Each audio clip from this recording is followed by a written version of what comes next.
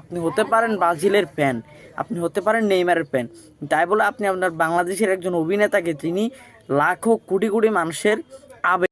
বাংলাদেশের সাধারণ জনগণের মধ্যে দুইটা ভাগ আছে, কেউ আছে আর্জেন্টিনা সাপোর্টার, আবার কেউ আছে ব্রাজিল সাপোর্টার।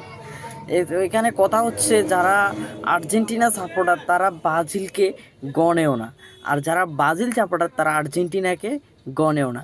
তো সেই ক্ষেত্রে যদি একজন আর্জেন্টিনার সাপোর্টার যদি ব্রাজিলের নেইমারকে না গণে, সেখানে আরশ খানের কথা, তো আরশ খান তো অনেক উঁচু লেভেলের, তাহলে সেখানে আরশ খানের কথা নিয়ে এত ট্রোল কেন হবে?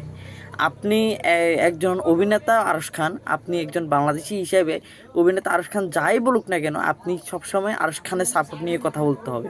কারণ আপনি যে নিজে একজন বাংলাদেশি, এবং তিনি আরশ খান মানুষের, আসলে নোয়াখালীর মানুষ ওনাকে কখনোই ভুলবে না।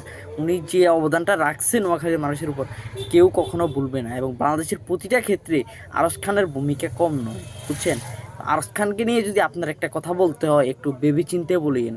তিনি শুধু একার বস না, তিনি বাংলাদেশের 18-20 কোটি মানুষের বস। এই কথা আপনাকে মাথায় রাখতে হবে।